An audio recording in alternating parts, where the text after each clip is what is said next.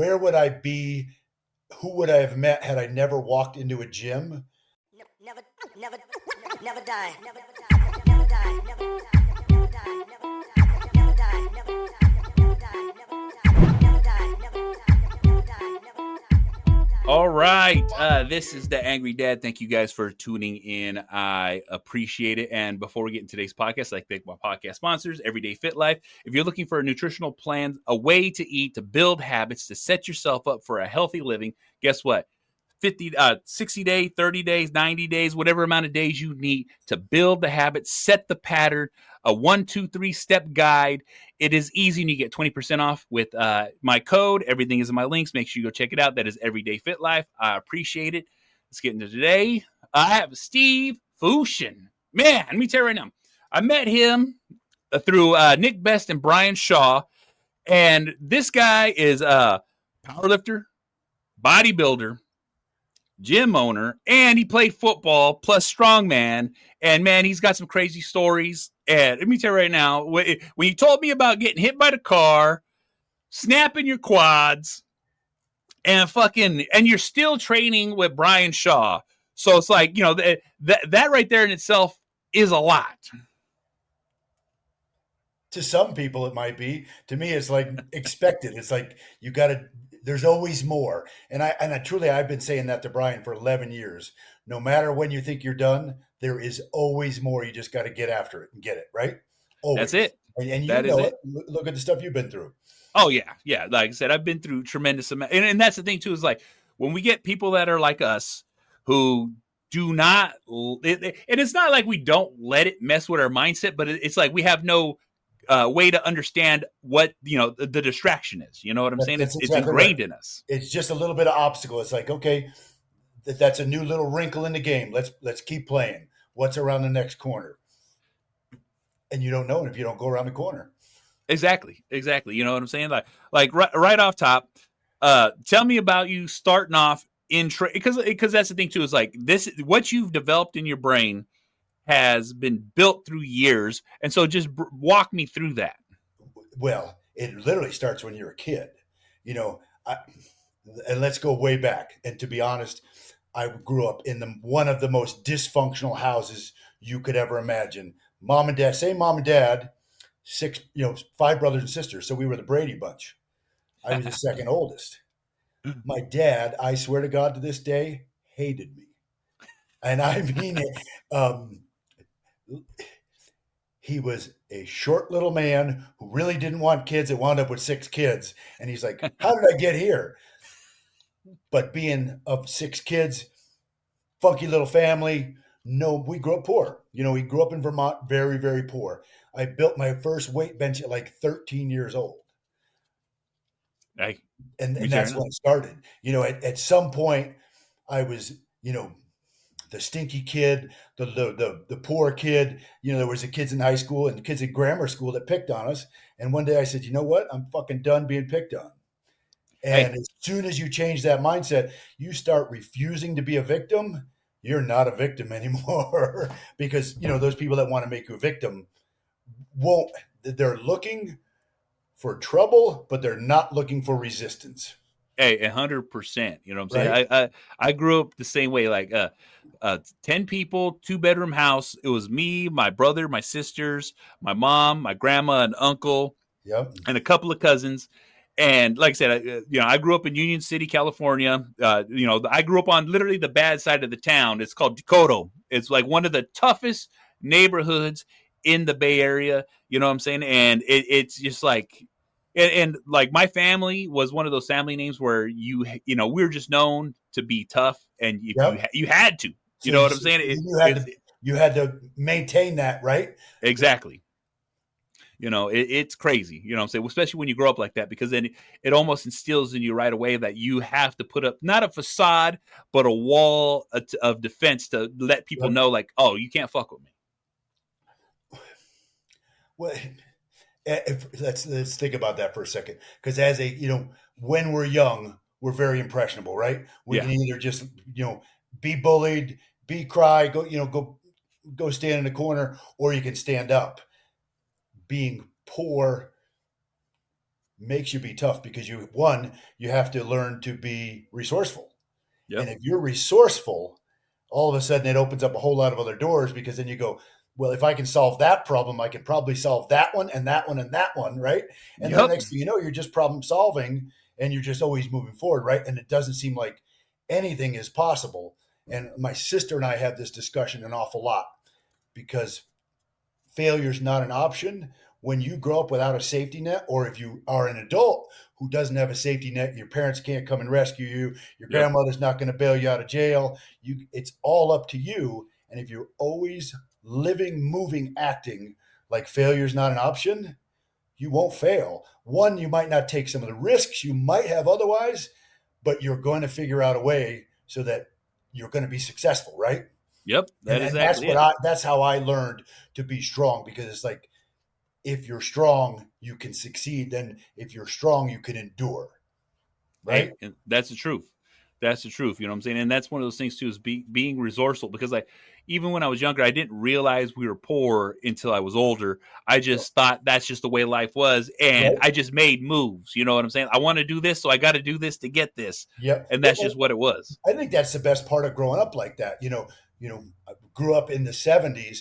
Nobody knew they were poor. You know what I mean? Yeah. Gas was cheap, but dad and mom didn't make squat for money either. And if you wanted something, you had to figure out how to get it yourself. So it's like, hey, let's go get a paper route. Let's grab 5-cent bottles and fill up a bag and take them down to the grocery store for 5 cents a piece.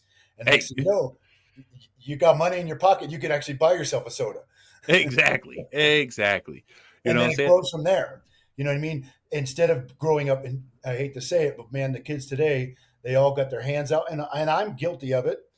Hey, I'm With same, poor same. kids. Don't get, don't, yeah. Don't, my kids, I do the same. I You want know? them to have it better than I did, Yep. but then sometimes I tell my wife we're doing them a disservice by not letting them figure it out themselves. Hey, and that is the truth, because like I said, I try to give them the advantage that I didn't have, but then sometimes, I'm saying, that little part peeks around the corner. I'm like, check it just the fuck out. This is not how we're doing this. Yeah, yep.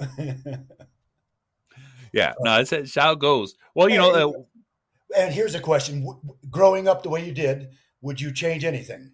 oh, not at all. I had the best childhood Right? growing up. Like I have memories of me, and like, and a huge family in the neighborhood I grew up in. So I had like 20 cousins with me at all times at a party. So we'd be all huddled around a TV, playing Nintendo, running football, throwing up and down the street, playing soccer, going to the park, riding bikes, and and all my uncles and cousins running around, drinking, partying. And like I said, it was just the awesome time of my life, because I can always look back and just be like, God, we had so much fun.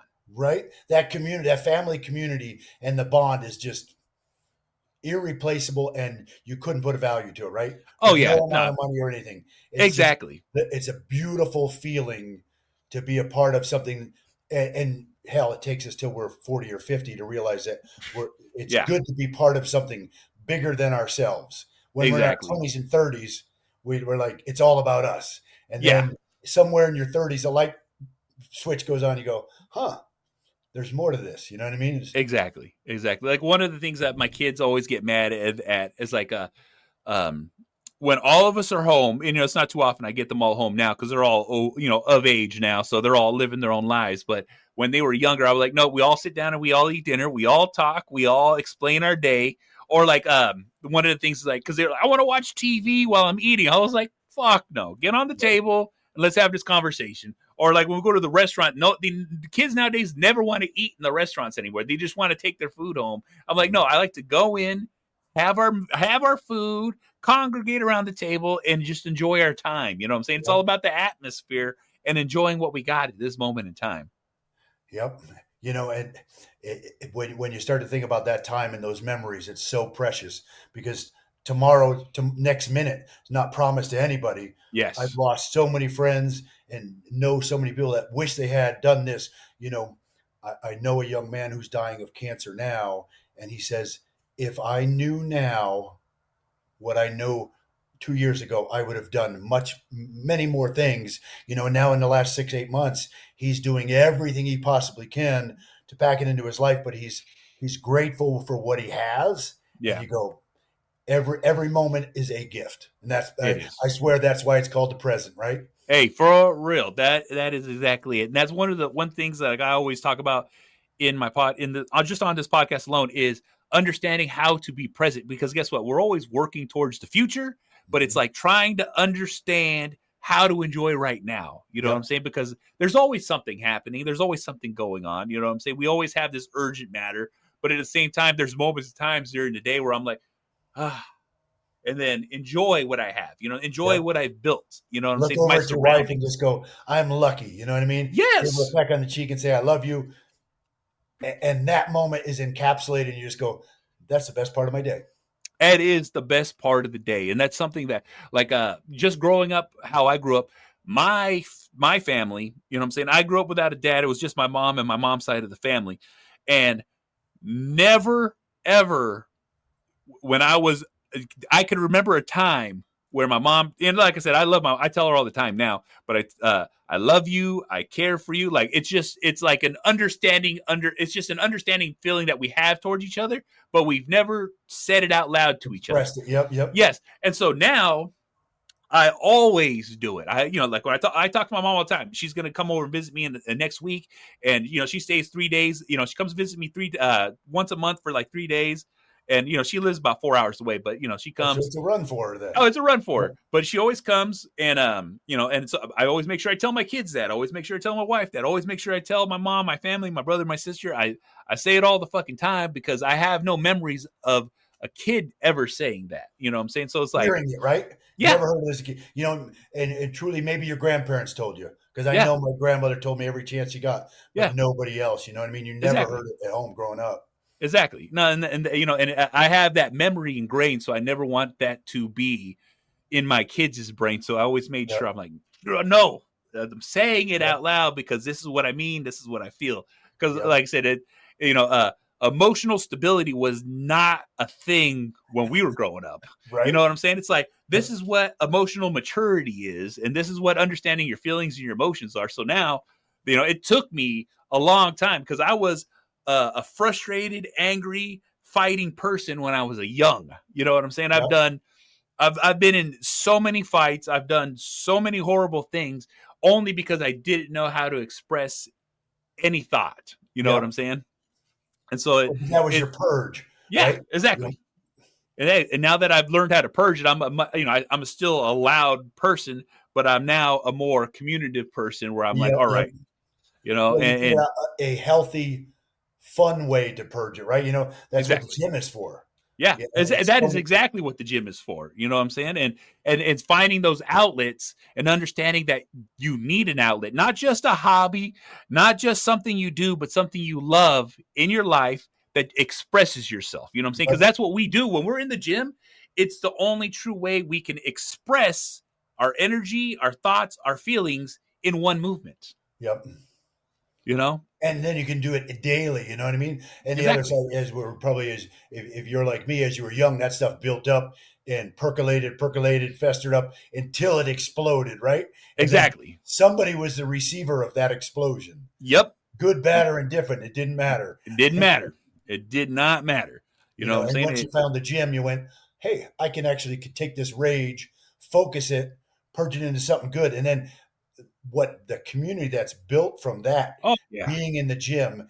I saw a thing the other day that said, where would I be? Who would I have met had I never walked into a gym? Some of the best memories in my whole life are associated with health, fitness, or some kind of strength combat Yeah. activity. That's the truth. You know what I'm saying? That is like head on the fucking nail. Because here's the thing: the community around the gym is everybody is basically dealing with almost the exact same thing you're going through. You know Mhm. what I'm saying? There's going to be people who come in and just do their thing, but the majority of the people there are dealing with something, and this is the way they express it. And because there's that acknowledgement amongst us, it creates that tight brotherhood. You know what I'm saying? Yep. Because you go to any gym right now, and there's going to people who work out at the exact same time, never speak to each other, but they always acknowledge the nod. Yep. Right. Yep. And there's that mutual respect that Yep. is, and it's garnered both directions, and it's well deserved because they've seen you in there even it doesn't have to be they've seen you multiple times. They've seen you in there twice on Yeah. 3 different months. They go, that dude's got it, or That's that it. woman's got it, right? That's it. That is exactly it. You know what I'm saying? And that level of respect right there is like, it's something that we all need because that's something that society gives you. You know what I'm saying? Yep. Well, You and know, it's like, not prevalent outside of the gym, right? I mean, you yes. don't see it on the freeway, you don't see it at the Yep. grocery store, in the parking lot. That respect, you walk out of the gym, and some of those same people are jackholes. Let's right. Exactly. Exactly. But in the gym, they go, "I respect you in here," right? Yep. Because I Exactly. know some of those people that I see them in the grocery store.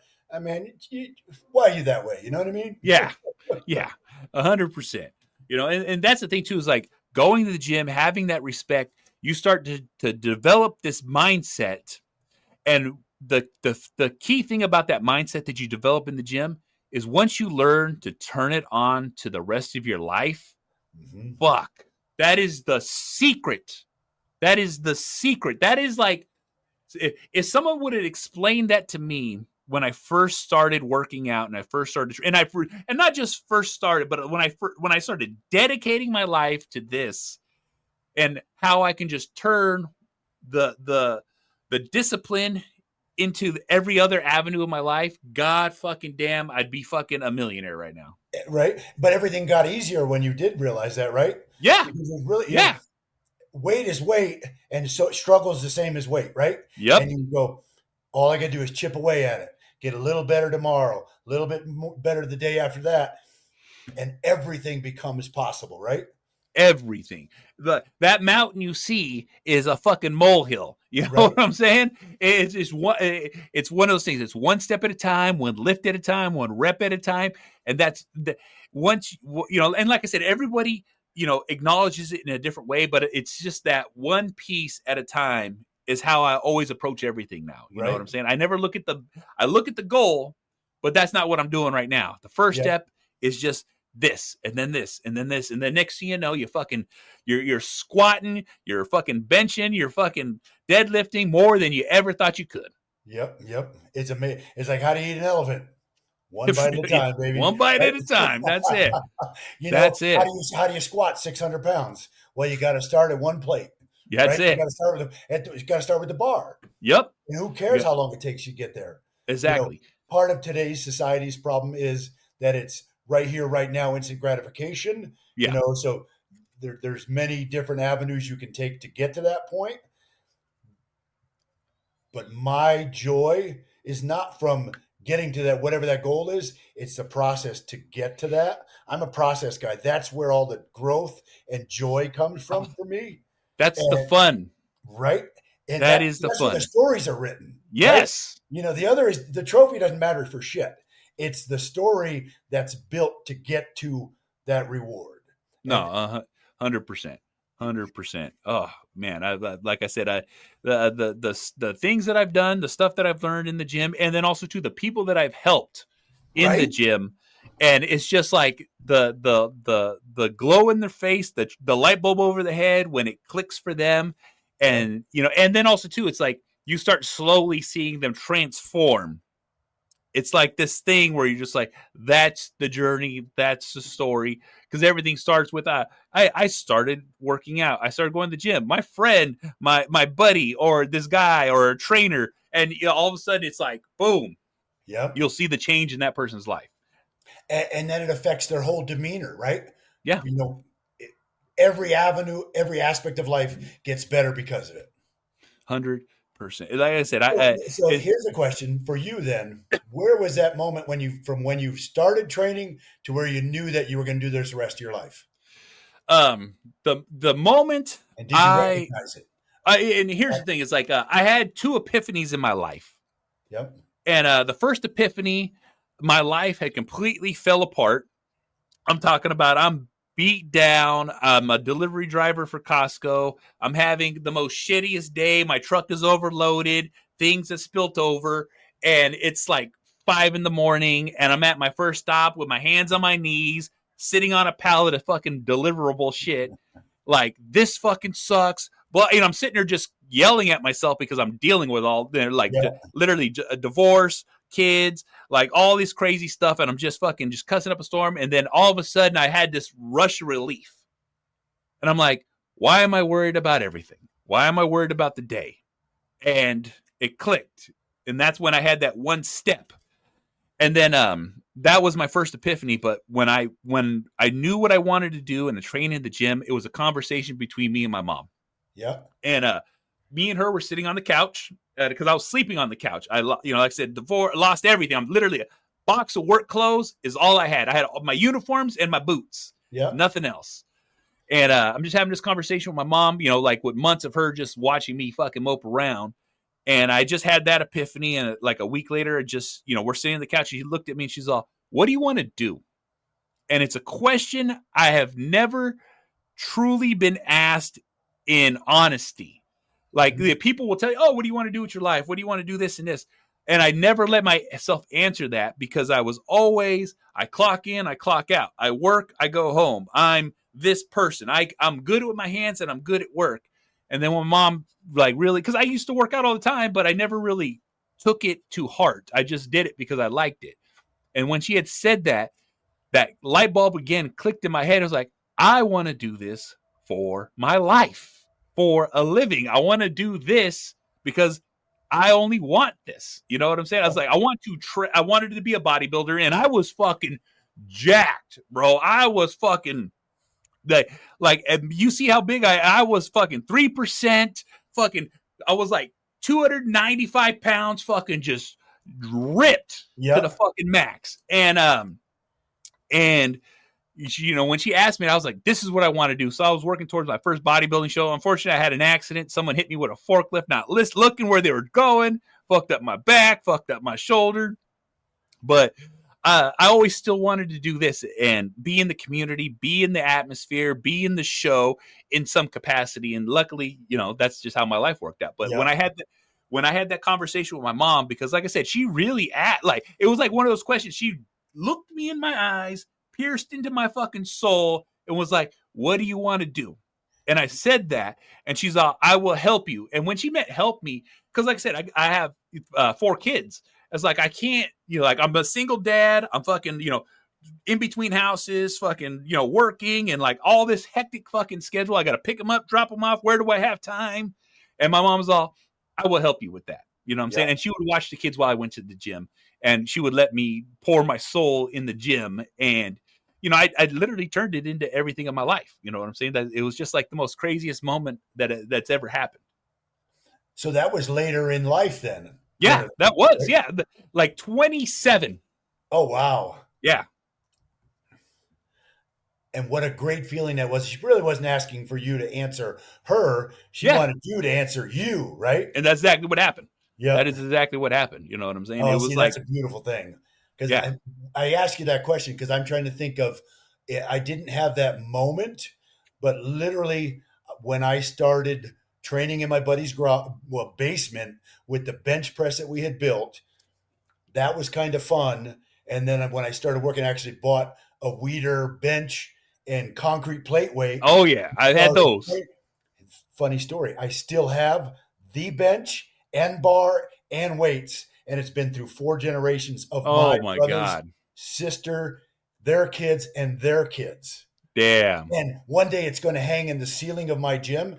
But what happened is, being, a scrawny little kid who was, didn't have great stuff growing up, as I got stronger, people's perception of me changed and the way other classmates treated me different.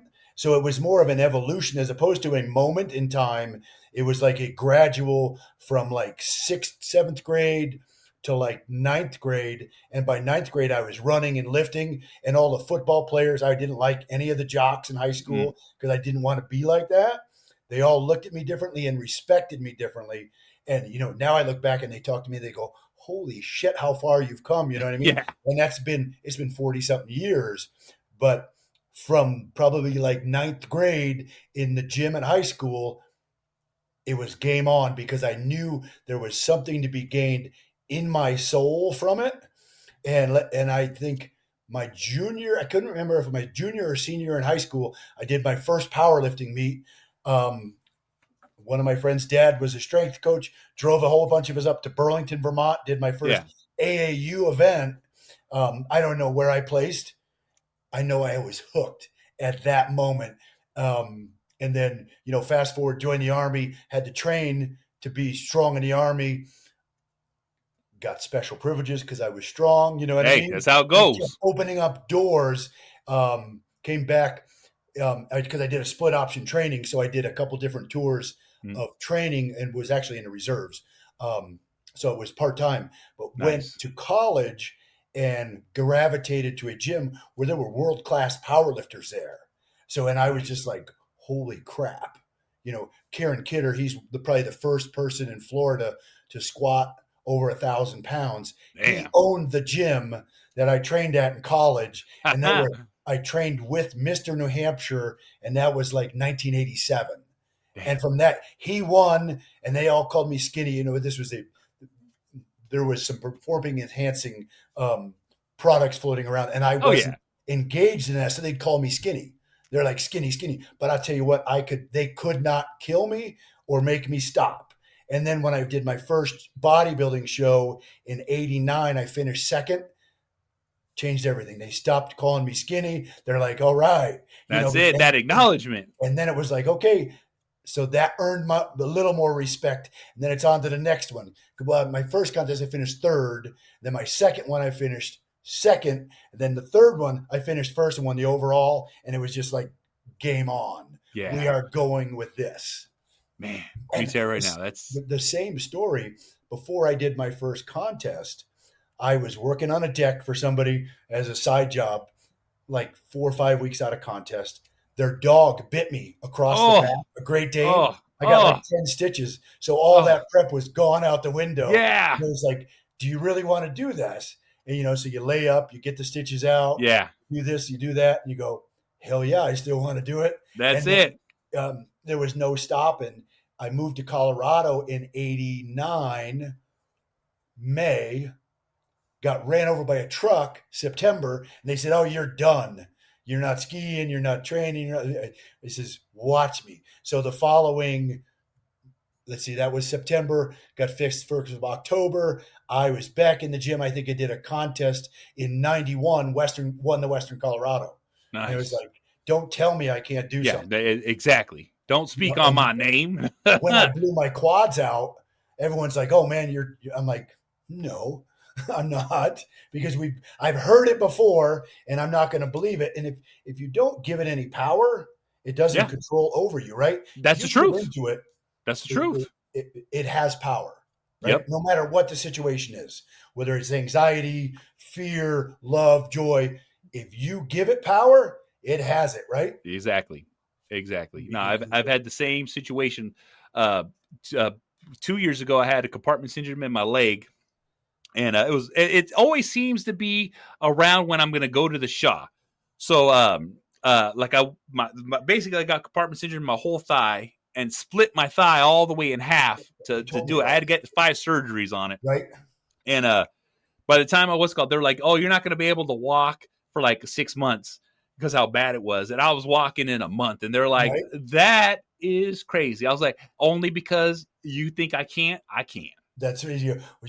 Let me show you, right? Exactly. You know what I'm saying? Yeah, you don't know what you're fucking talking about. I don't give a fuck if you got a degree. Right. Well, you're talking about the average victim, not the crazy guy who understands and doesn't fear pain, but gives it a little bit of acknowledge and says, exactly, we're gonna work around it, because that's all you have to do is be adaptable, right? Yeah, you have to. You know what I'm saying? You give everything a little bit of leeway, and you can make it fucking work. You know what I'm saying? You just gotta be, and once it still comes to that mindset, it's like, I don't let this hurt me. I don't let this put me down, and I can work through it. Yep. You know what I'm saying? Find a way. Right? Exactly. There's always more. There's always more in the tank. Me tell you right now that every gas tank has a reserve tank. You know what I'm saying? That's exactly right. You know what I mean? That's it. One of my dear buddies, he says, you can quit tomorrow. Tomorrow's always tomorrow, right? That's it. Not today. That's it. That's his go-to is, you can quit tomorrow, but not today. me tell you right now that I don't know how many times I've had that conversation with myself because like I have moments and we all have those moments in times. I have those moments in times where I'm fucking frustrated. Fuck this. I don't want to do this. I want to revert back to just being a clock puncher and Yep. fucking and then after I settle down, I'm like, what the fuck was I telling myself? You know Right. what I'm saying? I was like, I love what I Well, fucking do. because sometimes the workload gets heavy sometimes, right? Yeah. And Yeah. we got to sit back and go, okay, I'm going to give myself 5 minutes for a pity pot, and then we're going to get up off of it, and we're going to pull up our boots, and we're going to get moving. Exactly. You know what I'm saying? I don't know how many times I've missed a PR, like, man, motherfucker, you know, like just Right. fucking, just letting it loose, you know what I'm saying? And then come back to it and pull it with no problem. Right. Right. Well, sometimes you have to have those failures to really enjoy the success, right? If you No, you got on have the to. first try, I didn't aim high enough, Exactly. right? Exactly. Or it's like if you didn't get it, it's like where was my training flawed? Yeah. What did I put in 100% every day in the building the foundation to get to this point?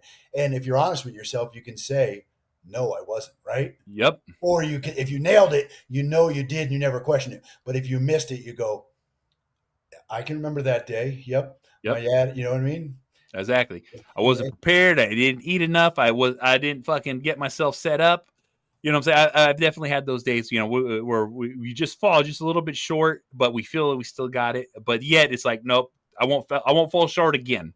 that's yep, and learn from it. And we got to celebrate all those little successes because it's not always just the big ones, right? Exactly. Not 100. It's that is exactly the foundation of what we're talking about. You know what I'm saying? It's Yep, understanding that these little victories get us the bigger victories. yep. You got to stack the bricks if you Yeah, don't. for real. Got to build that foundation. You know Well, what I'm and it saying? seems, and the thing that you learn, we learn that from the gym. But if you look outside the box of the gym, that correlates with everything. You know what I mean? I started out as a form setter, and a gym. I wanted to own a gym when I was in college. My 10-year plan was graduate, start a practice, open a gym. Well, 25 years later, I finally opened the gym. But it's like I never gave up on the dream. We just had to take a little bit different path to get there. Hey, but the path still led to the right Yeah. place. Well, the funny story is when I came, it was the economy was funky in '09 to 13. Yeah. My son was born in '08. '09, the gyms were all really, the economy was funky in '09, Oh but yeah. I was in a good place financially because I had a bunch of signed contracts. I came home one day and said, honey, how do you feel about owning a gym? She says, what did you do? I said, I bought a gym.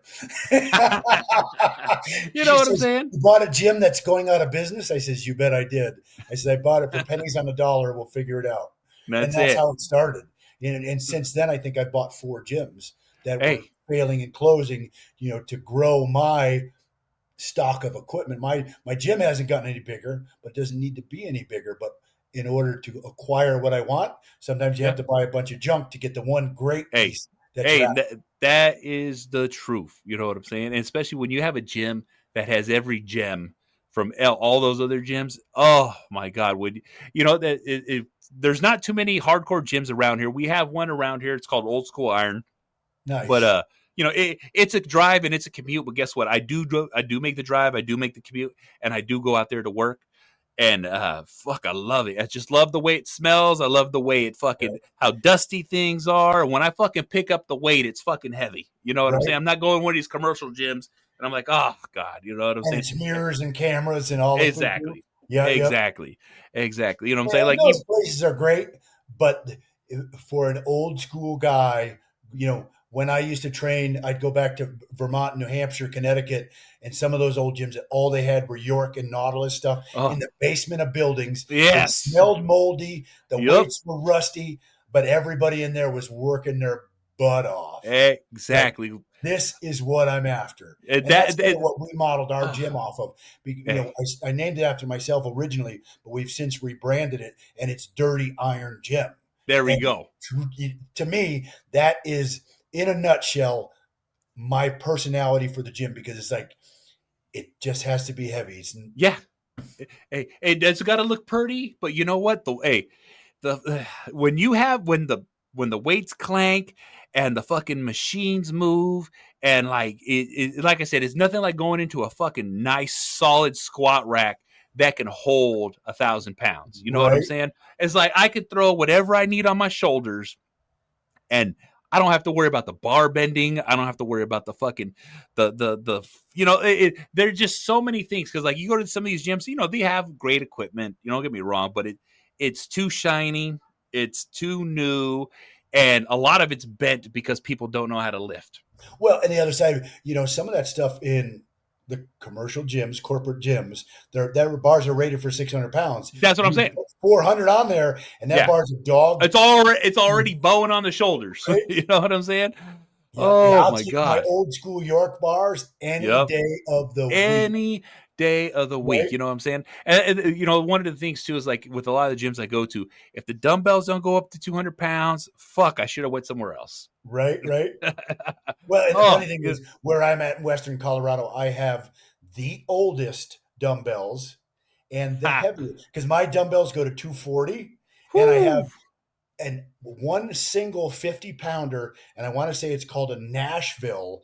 It was made before York. It's got a longer handle, and it's probably from the 20s or 30s, from what they figure. Nobody's really sure. And then I have a set of 100-pound York globes that I scored because nobody could ship them, but I knew how to go there and get them. Exactly. And they're just that's my avenue now, is collecting the old York globes. Brian has all of them. Oh yes, he does. But he was able to go back to Pennsylvania and buy somebody's collection. I'm collecting them 1, 2 at a time. Hey. And when you come into my gym, some of the young kids, this place is like a museum. I have pictures of Jack LaLanne on the wall. Oh Franco shit. Colombo, you know what I mean? Yeah. To me, Jack LaLanne is like the epitome, if not the true father of fitness. Hey, and let me tell you right now, I've seen so many videos and late night shows of him like, it's literally doing Olympic lifts, and like I'm like, what the hell is going on here? You know what I'm saying? Overall suit. Right? Yeah. And I remember that from a kid. You know what I mean? Seeing that in black and white on TV, going, that's pretty cool. And then if anybody knows his history, at 70 years old, he tows 7 boats with 70 people in them from Alcatraz and swims with his fucking feet tied up and hands tied up. That's badass. I don't care who you are, right? Is that he was doing almost strongman events before strongman? Exactly. Yep. Yeah, because I remember him just like pull. I think I swear I remember him pulling a bus. You know what I'm saying? I'm like, I think at one point he did. Yeah. And the funny thing is, we have this thing in my gym now where we do a birthday workout, and and usually it's one year's crazier than the next, in kind of as a tribute to what Jack LaLanne always did. And here's it started out where it's whatever your age is, 10 reps for every year with just the bar on the bench.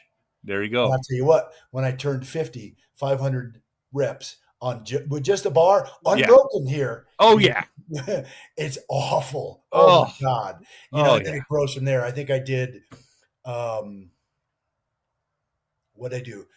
I think 52, I did 225 for 52 reps to a bench. Not like Tom Platz, but to a bench squat. And I thought I was going to die. Yeah. It would feel like that. To memorialize your birthday with something hard. Because then you go, what could be worse for the rest of the year, right? Exactly. You know what I'm saying? If you get the worst part out of the way, the rest of the day is the rest of the year is downhill. And it's fun. And what's really cool is if you have younger kids or even same generation that don't maybe push themselves, if you can inspire them to do something outside their comfort zone, that's a win, right? And then that is a win.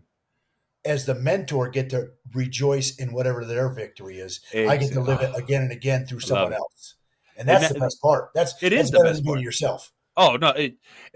Right now, my youngest son, he's getting freshman year in high school. He's getting ready to start. So this whole summer he's been doing football camp. Yeah. And and one thing I've coached many a teams for a lot of things for all my kids. But the one thing is you always got to let the other coach your kid. You can't jump in there. But one thing I told my son is like, all right, when you go there, if you want me to show you something, I will. So like every time he's done, he's like, and we're doing cleans. I'm not getting it. What am I? We're in there practicing cleans. We're Yep. going through the stages, or like working on the deadlift, working on the squat, showing him the position. It's like that all my other kids never really been interested in training because, you know, I've always done it so much in my life. They're just kind of over it. But my youngest son is just like, I am picking up this torch, and he's very serious about it. So it's Yep. like, oh, and just like you said, we, you know, just helping him and guiding him and watching it. It's like, that's the gift I get to give him, because he's going to learn and have something with him that no one else that he knows will have. You know what Right, I'm right. saying? And he has a different bond with you than his siblings do Yeah, because of it, right? exactly. Exactly. It's And great. that's, to me, that's so rewarding. You Oh, know what I mean?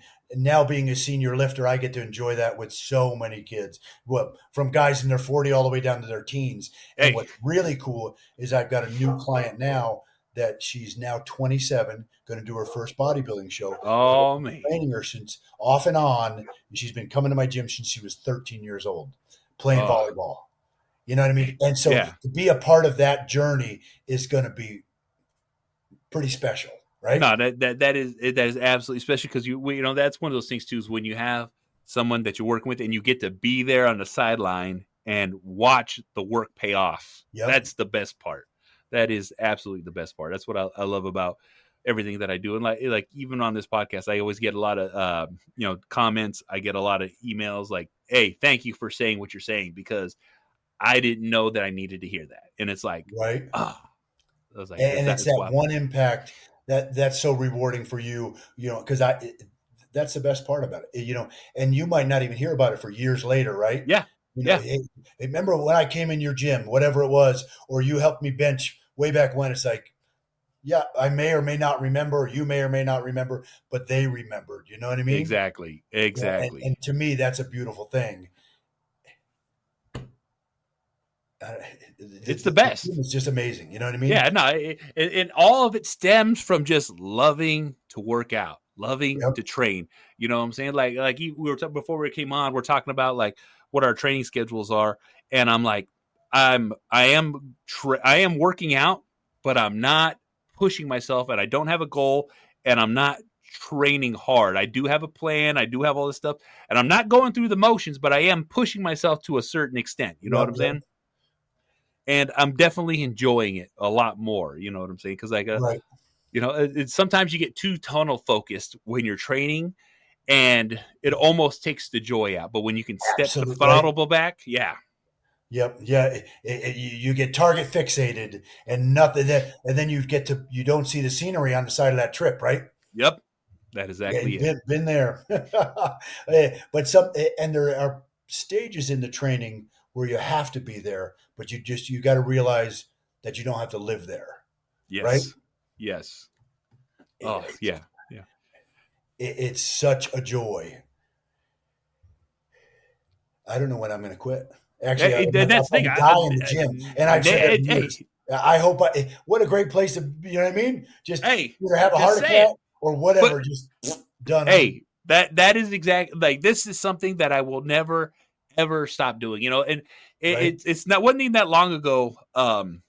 You know, people at our ages, and when you look at people at our ages, when we were young, they became older. You know what I'm Yeah. saying? Oh, They looked older. absolutely. And Yep. it's because, oh, I'm retired. I don't do nothing now. And that's what fucks them. But it's like, now we're the younger generation, growing, becoming older. And now we don't even look nowhere near what our parents or grandparents look like. Right. At 50 years old, when we were 14 is way different than now when, I'm pushing 60 and it's like, I don't Yeah. feel that way. You know what I And you mean? don't look it. You know what I'm saying? That's the thing. It's one of those things. It's like when you look at these people who literally love to train, and even the local person at your gym who's the person that just shows up, trains every day because they're retired and they want something to do, they still look young and move young. And move. That's absolute, you it is when you stop, you're done. You know what I mean? Yeah, that's You it. stop Motion is learning, you Fotion. stop moving, you're done, right? And it's That's like it. we're not letting the Grim Reaper catch us. Yeah, exactly. Exactly. I want to keep him way back in the rearview mirror. Way back, way back. Like me and my wife, when we met, like I said, I was so hardcore training at the moment in time when she met, and she was really into training and working out. She just didn't really have anyone to like, she had a couple of trainers, stuff like that, but no one ever really. And I never want to bag on trainers because trainers do have a job, trainers do have a position, but some trainers just don't teach what they're supposed to teach. Well, And let's be honest. Some trainers are rep counters, right? hey, and that does happen. That's the And what difference. yeah, and when my wife found out that I wasn't a rep counter, she was just what I'm saying. And then like I said, it's just our bond in ourselves of working out and training is just took in our relationship from the get-go all the way to a whole nother level. And it's like, that's the thing too, is like when you can do what you love and share it with the ones that you love, it gives you something. It's so rewarding, right? Yes. Absolutely amazing. And let's go back to trainers, because literally I first became a certified trainer in 1987. I went out and spent 6 months in Oceanside, California, did an internship to become a trainer. Nice. What we have learned from then to now is a million miles away. Oh, yeah. Absolutely a million miles away in advancement. And then think about the general public's knowledge. It's grown by volumes, encyclopedia volumes, right? Yes.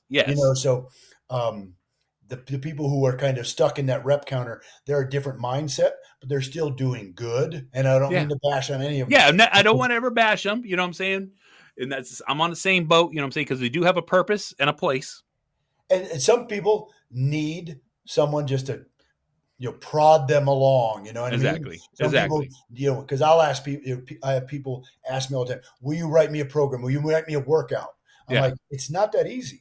Yeah. It's like, let's sit down and go through 4 pages of questions, because what a workout is versus a program are completely different things. You can get a workout anywhere on the internet, in every magazine, on the shelf at Muscle. You know what I mean? Yeah.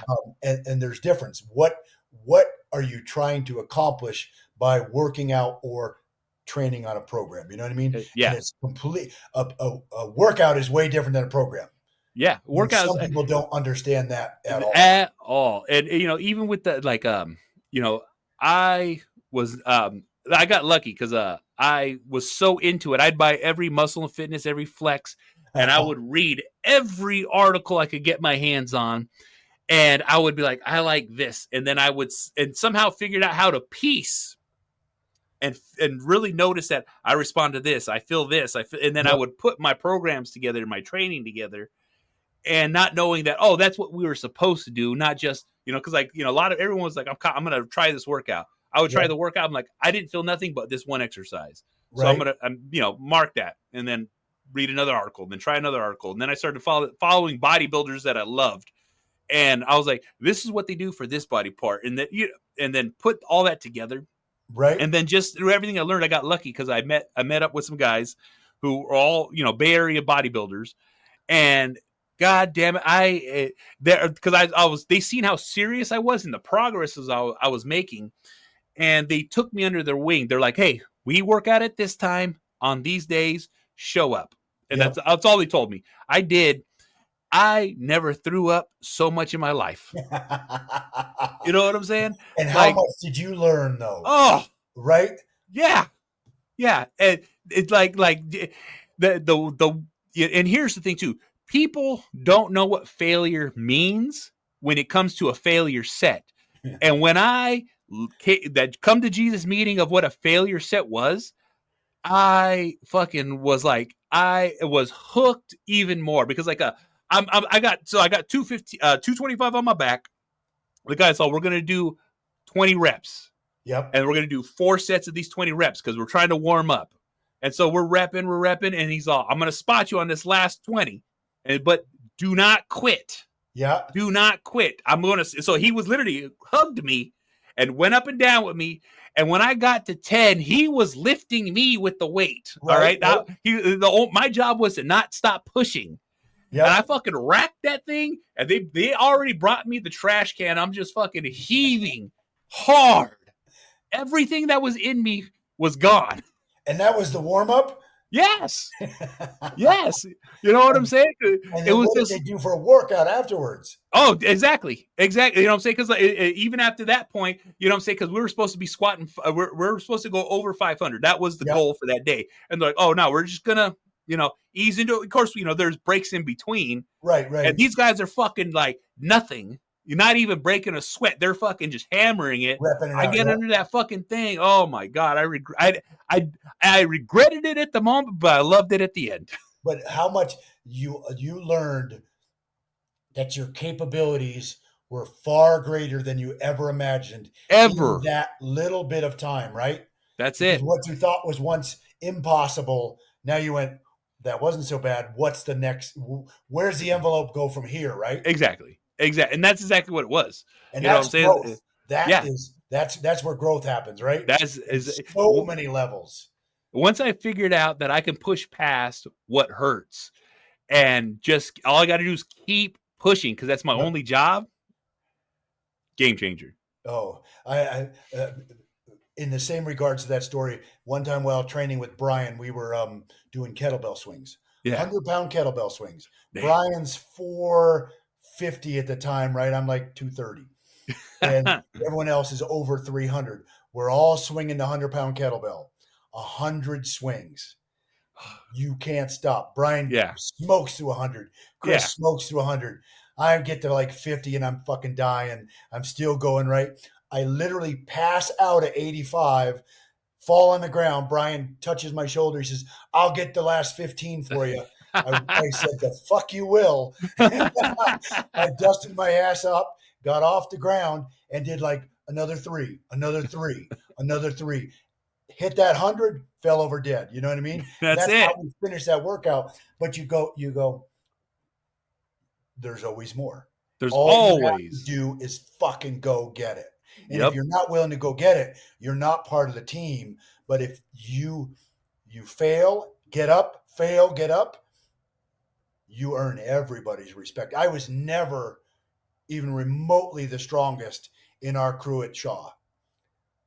No one could outwork me because I just refused to quit.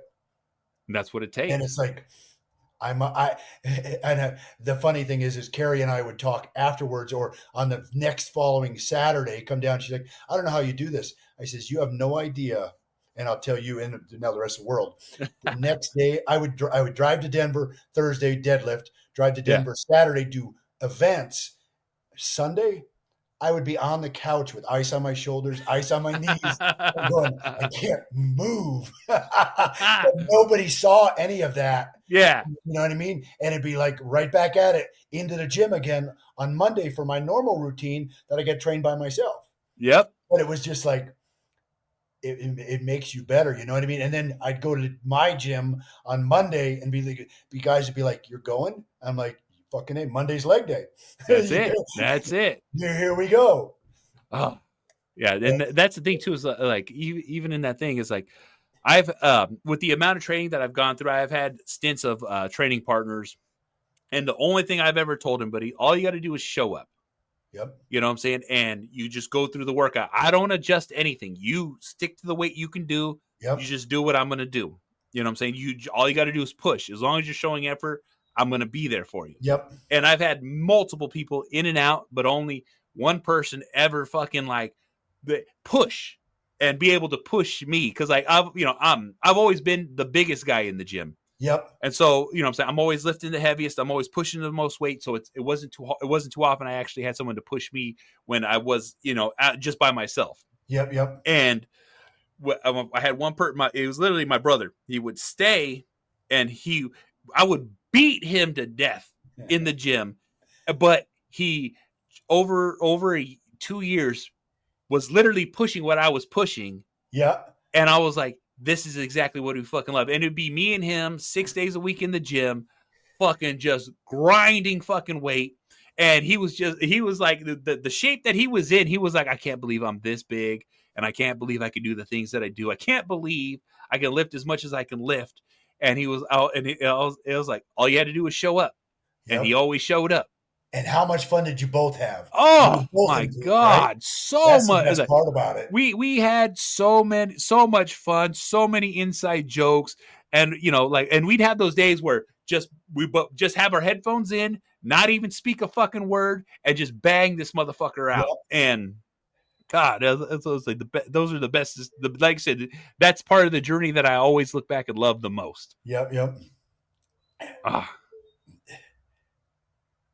Simply amazing, right? yeah, Those and here's the truth of the matter, and it goes without saying, is all across the board for life. The yep, hardest things are the best things, right? Because if that's it was it. easy, you don't remember it. If you had to work for it, it felt more rewarding, right? Yep, And it was earned. whether it's the first time you squatted 500, the first time you pulled 500, or that next PR, that was the best because it was hard. And Yeah, once you realize what was once hard becomes less hard, then where's that next step get you? You know what I mean? You know, exactly. um, it's just it really is a beautiful journey. It just, it, most people will never experience it. No, And that's the sad. yeah, That's what makes me sad. You know what I mean? And yeah, I'm not sad, but I'm going, man. You people don't know what you're missing out on. Or like building a house because that's the gym is my profession, yep, or excuse me, the gym is my obsession. Construction is my profession. I build custom homes in Aspen, Colorado, one yeah, of the most affluent places in the world. So I yes, get to build some of the coolest shit some people will never even get to see. I yeah, get to go, how do I put that together? And and I'll see a set of drawings, somebody will say, hey, how do you build that? And I'm like, same way I build everything, one piece at a time. one Because piece it at a doesn't time. matter whether it's a 2,000 square foot home or my current project's a 15,000 square foot home. And Yeah, you just go, what the hell's in there? I'm like, well, there's 5 bedrooms and 2 massage rooms, an indoor pool, an outdoor hot tub. They still got the same pieces, and that's all it. you have to do is stack the bricks, That's right? it. One at a time. You know what I'm And it's saying? you just go whole because people ask me all the time, how do you do that? How do you deal with the stress? Construction stress is nothing compared to the stress at the gym. Oh yeah, Physical and emotional stress to me is easy. yeah, Stress of people and dealing with schedules, yeah, yeah, yeah. and it's not permanent. And the other side of that is neither is the stress from a gym. Yeah, If you realize that none of this is permanent, it makes it so much easier because then it doesn't have the strength pushing you back down, right? exactly. No, that's exactly it. It's always it to me it always comes back to this correlation where if you have this in your life and you have training, you have discipline, you have all these things that you can develop with the iron, it makes your life exponentially better. Yep. You know what I'm saying? It's that realization because like I right now I got one of my good friends. He just started training with me. He shows up every day, and he's just like, I didn't know that I could do this, and now he's like his life is growing at the moment, and it's growing because he's like, this is the hardest thing I do all day, Yep. so nothing else bothers him. I used to stress out. I used to have all these things that would jump at me, and now, cool as a cucumber, no Oh, fucking like that's worries. beautiful. And Yeah, you probably get joy out of that, seeing him be rewarded with that, right? exactly. You know what I'm saying? That's the cool part is training partners or just that community of the gym Yeah. is, um, what's the word I want? Vicariously living through others' Oh, successes, yeah. right? Oh, yeah. You know what I mean? Yeah, Even if you're broke down, you're on crutches, you're hobbled, whatever it might be, it, it doesn't have to be you. And then the other side of that is more of that correlation of that we're part of something bigger than just ourselves. yep, And everyone asks me why do you kill yourself running the Shaw Classic? It's like because I love being part of something way bigger than myself, and yep, hopefully someday someone will look back and go, "That's amazing." And I can, Exactly. my grandson can say my grandpa was a part of that. You know what I mean? And Yep. Hey, I know exactly what you mean. right, And it comes back to what you said earlier. When you said, if I didn't go to the gym, imagine the people I wouldn't have met, I would have right. met. You know what I'm saying? It's like, it's the fucking most realist thing I've ever fucking heard right now. It's like, you know what I'm saying? It's insane. And I fucking love it. And think about the ripple effects from, you met one, and through them you met another and another and another. You just go, holy crap. The opportunities that, well, being healthy and fit, opens up, Big time. You know what I'm saying? That's doors how we open. met. You know what I'm saying? Like Yep, it all yep, started with the gym. It all started with podcasting. It all started with doing these things that I fucking love. And that's how our paths crossed. You know what I'm right. saying? It's like, So now it's here's the just so question. crazy. Will Yeah. you make it to the Shaw this year finally? That's the plan. I Okay. will, you know what I'm saying? As far as I understand, as long, fingers crossed, nothing happens. My goal is to be there. Do So you have tickets already, or are you coming with Nick, or I'm what's coming with Nick. good? You know what I'm saying? So it's like I'll be riding in with Nick or flying in with Nick, just depending on how we're getting there. So as soon as he knows, you know what I'm saying, I'll be there with him. Tell him to get in that little fucking mini pocket car and haul ass and come to, because then he has an open-ended ticket. He can go home Exactly. whenever he wants, right? You know what I mean? Exactly. He can, 'cause Exactly. I would love to have Nick come out and see my side of the mountains because he's Oh been yeah. to Estes, he's been to Denver. He Yeah. literally flies through the little town where I live, a little bit north of me, which is Glenwood. It's gorgeous, but 15 minutes off the highway, south of that is where I live, and this is our own little banana belt because we have the best snow and more sun than you guys have in California on a yearly average. There And, you go. and the climate's better. And frankly, I think our scenery is actually better than what we have over in Estes, where Nick has been with us. Oh, Um, there we go. it, Well, we're gonna it have to make some literally plans melts then. down the street. You know what I mean? Yeah. Uh, uh, no, I guess Nick hasn't been here because we had Nick out for the Crown Mountain, but that's when I had it down in Denver, Oh, okay. in Superior. So we brought Nick out as a judge. So he hasn't done my show that we put on here for adaptive athletes, as well as able-bodied athletes side by side. There And we go. literally, the backdrop is a giant 13,000-foot mountain. Oh, And just yeah. it's pretty hard to take. There you go. Yeah, it sounds Oh. like we're gonna need to do that. Yeah, if you guys drove, you could literally take a detour on the way home or on the way out. You know what I mean? There we go. Probably Well, on the I way have to home. talk to Nick about that then, see what we can do. Yeah, yeah. Oh man. All right, man. Man, time flies when you're having fun. And I appreciate you coming on, Steve, and Oh, it's share. been such a pleasure.